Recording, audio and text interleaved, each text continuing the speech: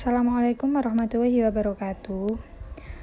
Kami dari kelompok 2 akan menjelaskan tentang perkembangan embrio pada kata.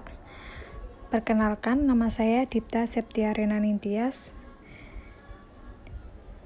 bersama dengan rekan-rekan saya yang bernama Lucy Nafis dan Yuda Dwi Kartika. Di sini kami akan menjelaskan tentang perkembangan embrio kata dimulai dari yang pertama yaitu apa jenis sel telur pada kata, kemudian bagaimana proses fertilisasi pada kata, proses segmentasi, proses blastulasi, proses gastrulasi, dan yang terakhir bagaimana proses neurulasi pada kata. Yang pertama, saya akan menjelaskan tentang tipe sel telur pada kata. Tipe sel telur kata termasuk jenis tipe sel telur telolesital. Tipe telur telolesital ini merupakan tipe telur dengan jumlah yolknya yang relatif banyak dan penyebarannya tidak merata. Yolk tersebut terkumpul di wilayah kutub vegetal, sehingga di wilayah kutub animal mengandung lebih banyak sitoplasma atau ooplasma. Tipe pembelahan pada kata ini merupakan holoblastik tidak sempurna, yaitu sel yang membelah tidak sama besar atau dominan pada satu kutub, sehingga blastomer terbagi menjadi makromer dan mikromer. Selanjutnya saya akan menjelaskan tentang fertilisasi pada kata. Fertilisasi pada kata termasuk fertilisasi eksternal. Sebelumnya, fertilisasi ini merupakan suatu proses penyatuan atau fusi dari dua sel gamet yang berbeda, yaitu sel gamet jantan dan betina, yang akan membentuk zigot yang mengandung satu sel. Fertilisasi eksternal ini merupakan pembuahan yang dilakukan di luar tubuh induk kata. Fertilisasi pada kata diawali dengan kata jantan yang menempel pada punggung betina sambil menekan perut kata betina dengan menggunakan kaki bagian depan. Hal ini akan merangsang kata betina untuk mengeluarkan sel telur ke dalam air. Ketika kata betina sudah terangsang, maka akan mengeluarkan sel telur. Sel telur yang dikeluarkan oleh kata betina diseliputi oleh selaput telur atau yang disebut membran vitalin. Hal ini dikenal dengan istilah amplexus. Bersamaan dengan itu, kata jantan akan terangsang juga untuk mengeluarkan sel sperma, sehingga terjadilah proses fertilisasi. Berikut merupakan ilustrasi proses fertilisasi pada kata. Yang pertama, kata betina akan mengeluarkan sel telur. Yang kedua, kata jantan akan mengeluarkan sel sperma. Ketika sel telur yang dikeluarkan dari kata betina dan sel sperma yang dikeluarkan oleh kata jantan bertemu, maka terjadilah proses fertilisasi. Pada kata dewasa, mereka ketika bereproduksi akan mencari lingkungan yang berair. Di lingkungan tersebut, mereka akan meletakkan telurnya untuk dibuahi secara eksternal. Telur yang sudah dikeluarkan tersebut akan berkembang menjadi larva dan mencari nutrisi yang dibutuhkan dari lingkungannya. Kemudian, larva tersebut akan berkembang menjadi dewasa dengan bentuk tubuh yang lebih sempurna. Peristiwa ini disebut dengan proses metamorfosis. Sekian penjelasan saya tentang fertilisasi pada kata. Selanjutnya akan dijelaskan oleh rekan saya yang bernama Lucy Nafis. Terima kasih. Saya Lucy Nafis, saya akan melanjutkan perkembangan embrio katak pada tahap segmentasi. Pembelahan telur katak ini pertama kali diamati oleh Swammerdam pada tahun 1738 dan keseluruhan pengamatan tentang pembelahan telur katak ini dipelajari oleh Prevost dan Dumas pada tahun 1825. Pembelahan pada kebanyakan embrio katak dan salamander ialah simetri radial dan holoblastik. Telur katak ini mengandung lebih banyak yolk. Nah, yolk ini ia terkonsentrasi lebih banyak di belahan vegetal atau di kutub vegetal. Nah, hal ini dapat mempengaruhi dalam perkembangan embrio katak sebagai penghalang untuk pembelahan.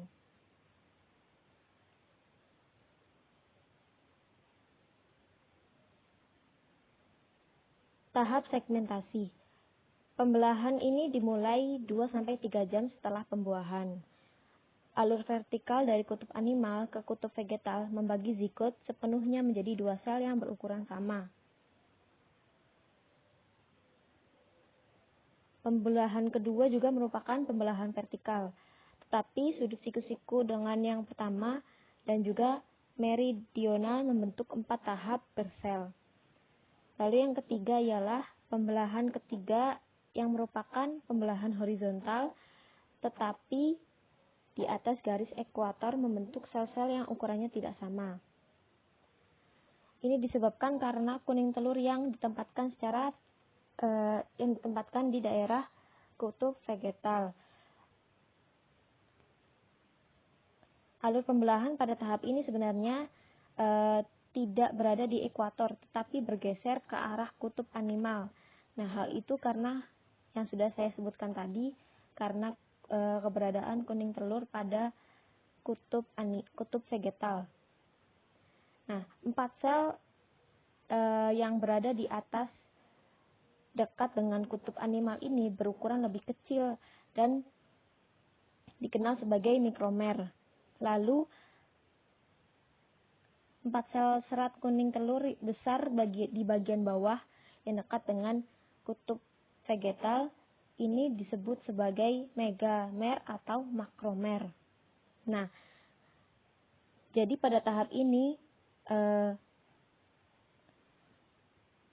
embrio ini membentuk 2 daerah embrionik utama, yaitu daerah mikromer dan daerah makromer. Lalu pembelahan keempat dan kelima juga merupakan pembelahan vertikal yang membentuk 16 zigot per sel. Lalu pembelahan ini diikuti oleh 2 belahan horizontal, satu ke arah kutub animal dan satu lagi ke arah kutub vegetal, menghasilkan 32 stadium sel. Embrio katak yang mengandung 16 hingga 64 sel ini biasanya disebut sebagai morula.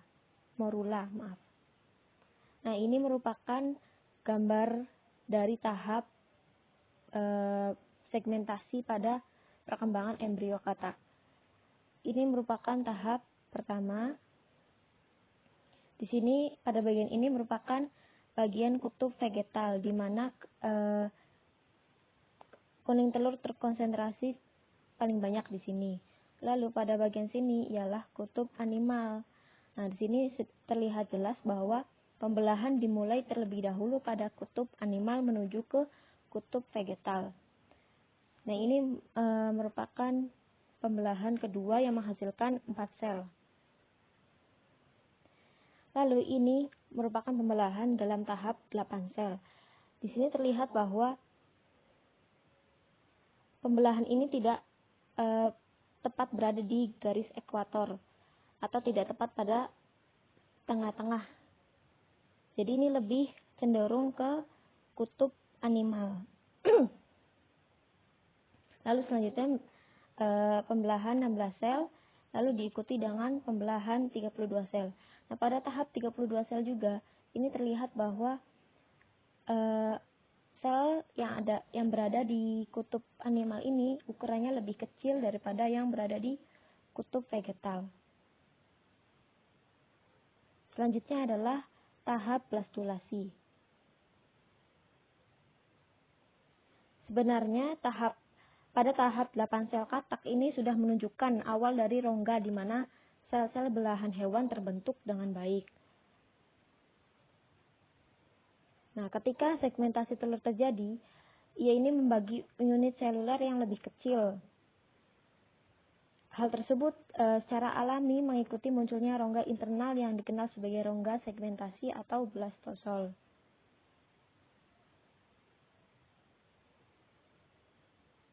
Kenapa secara alami hal tersebut dapat membentuk sebuah rongga segmentasi atau blastosol? Hal itu dikarenakan sel-sel permukaan ini mendorong satu sama lain sampai mereka ini terangkat dan menjauh dari sel-sel yang mendasarinya. Nah, blastula pada katak ini disebut sebagai amfiblastian dikarenakan rongga yang ada hanya terbatas pada kutub animal. Namun kutub vegetal terdiri dari massa padat sel yolk non berpigmen. Pada tahap 32 sel, blastula ini terdiri dari satu lapisan sel yang disebut blastula awal. Blastosol seluruhnya terletak di bagian anterior atau seluruhnya terletak di bagian kutub animal. Dasar blastosol itu datar sedangkan bagian atasnya melengkung. Atapnya terdiri dari 3 hingga 4 lapisan mikromer berpigmen, sementara lantainya dibentuk oleh makromer yolk.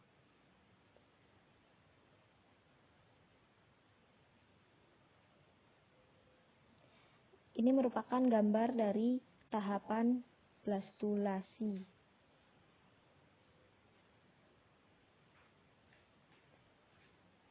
Terlihat di sini bahwa pada bagian animal pole atau kutub animal itu mereka memiliki sel-sel yang lebih kecil dibandingkan dengan vegetal pole atau kutub vegetal. Seperti yang sudah dijelaskan sebelumnya bahwa pada rongga segmentasi atau blastosol ini sepenuhnya terletak pada bagian atas atau pada kutub animal. Yang di bagian atasnya terdiri dari 1 sel dan bawahnya terdiri dari sekitar 3 sel. Tumpukan 3 sel. Lalu pada dasarnya ini terdiri dari sel yolk.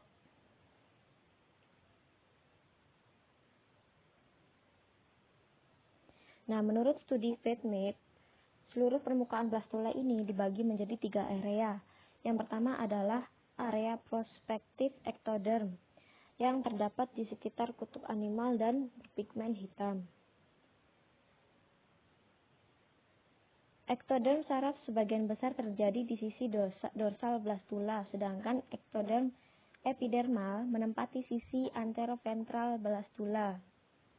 Nah, di dalam ektoderm saraf ini terjadi sub-area kecil yang berkembang menjadi mata embrio. Dapat dilihat dalam gambar ini bahwa bagian ektoderm itu bagian yang sini. Nah, ini terletak pada sisi dorsal blastula. Nah, sedangkan ektoderm epidermalnya menempati sisi anteroventral di sini. Epitel ektoderm. Nah, lalu terjadi subarea kecil yang berkembang menjadi mata embrio. Sini eye. Lalu yang kedua adalah area notochord dan mesoderm prospektif yang ada di belakang belahan hewan berpigmen. Ini terletak pada bagian zona ekuator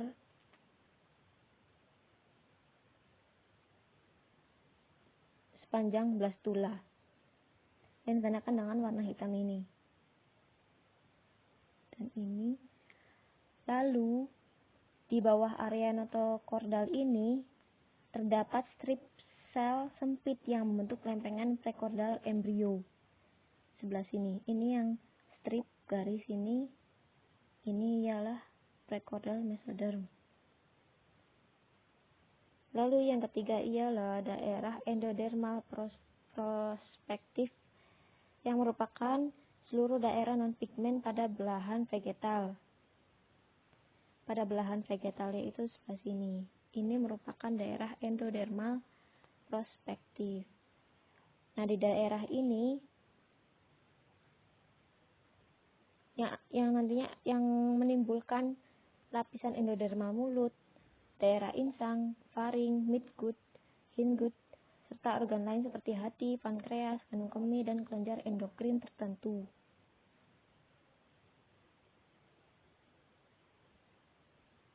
Sekian dari saya, dilanjutkan oleh Saudara Yuda. Terima kasih.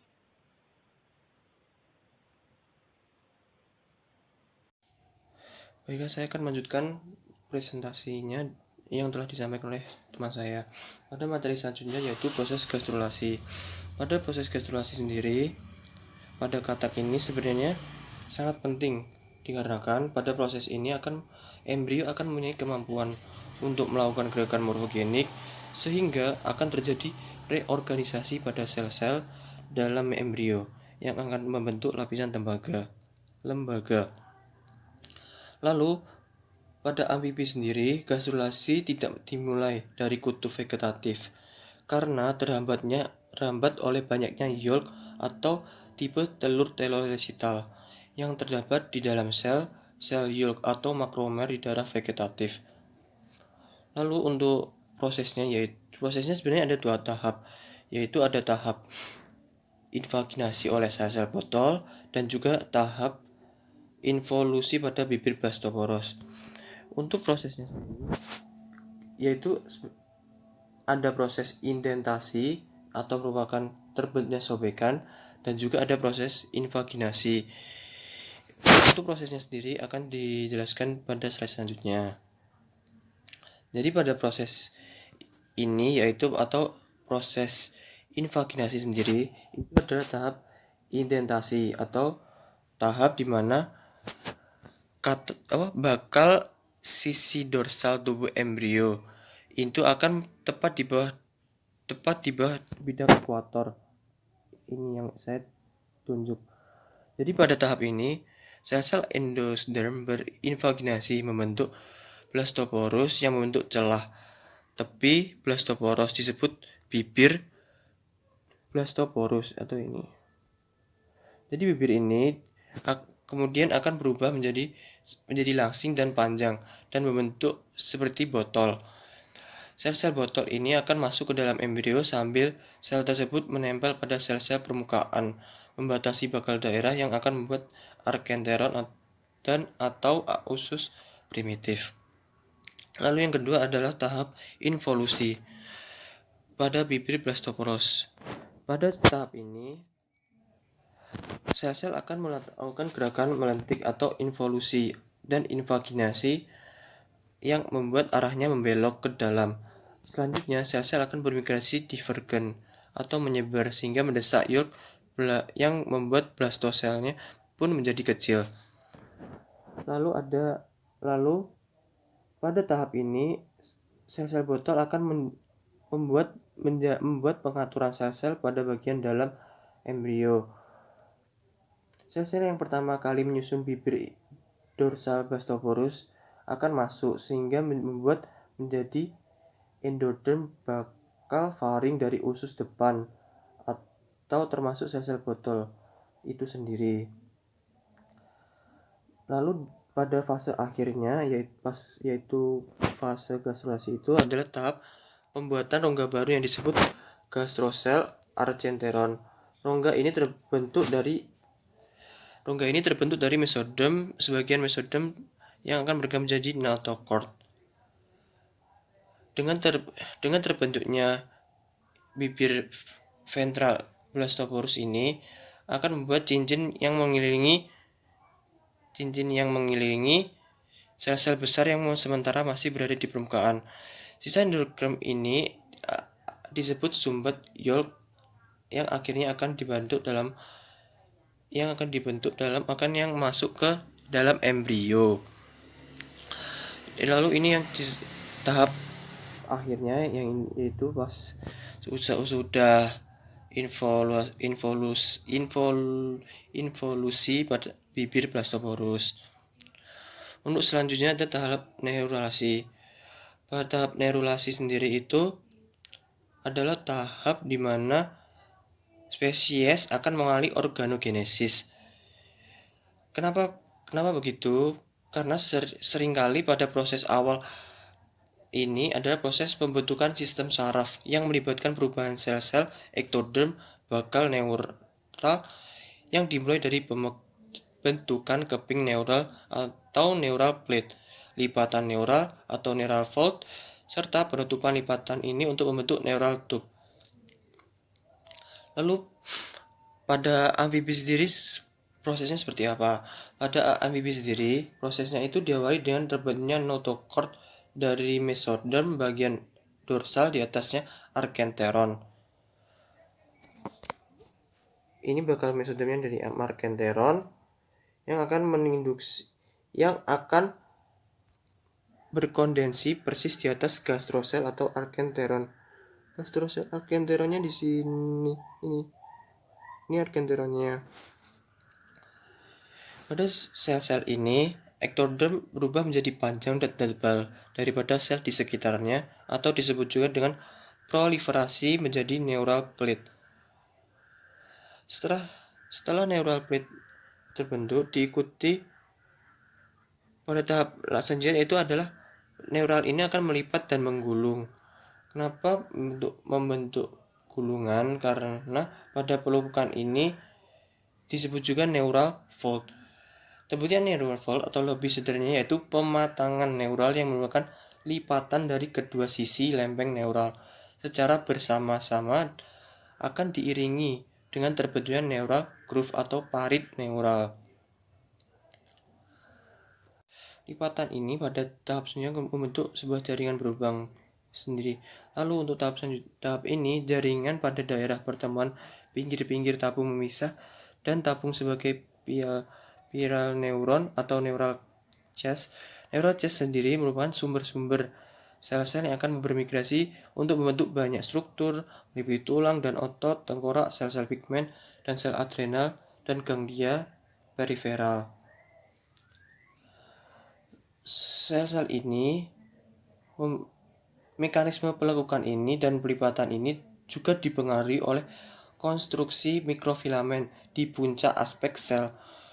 Konstruksi tersebut mengakibatkan sel-sel alas menjadi baji atau wedge sapet yang disebut median beam atau engsel, sehingga terjadi pelekukan di bagian atas tersebut.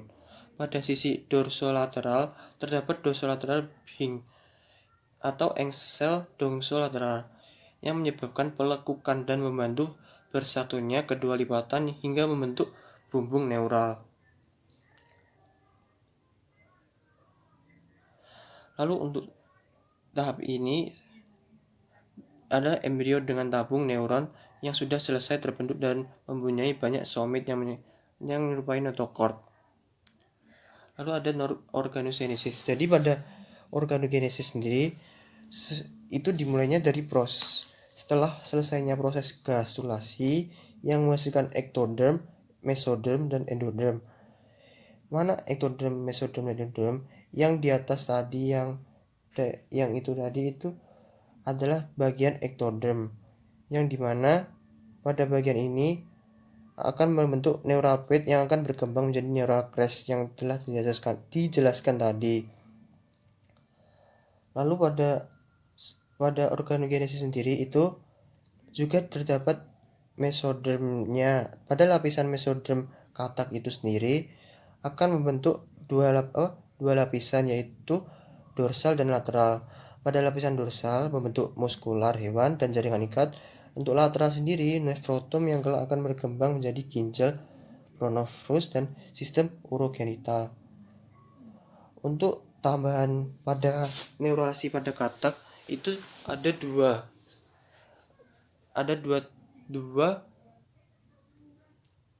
tahap, yaitu tahap neurasi primer yang dimana neural tub terbentuk akibat adanya proses pelekukan atau invaginasi dari lapisan ektoderm dan neural yang diinisiasi oleh autochord. Dan yang kedua ada neurasi sekunder atau proses yang akan ditandai pembentukan neural tube dengan tanpa adanya pelibatan ektoderm neural, melainkan pemisahan ektoderm neural dari lapisan ektoderm epidermis. Untuk bagian selanjutnya yaitu ini adalah gambar dari proses-proses dari awal sampai akhir, yang dimana pada proses organogenesis itu ditandai dari nomor 16 itu sini sampai nomor 22. Itu ada proses organogenesisnya. Terima kasih atas perhatian teman-teman sekalian. Jika ada kekurangan dan kelebihan mohon dimaklumi. Wassalamualaikum warahmatullahi wabarakatuh.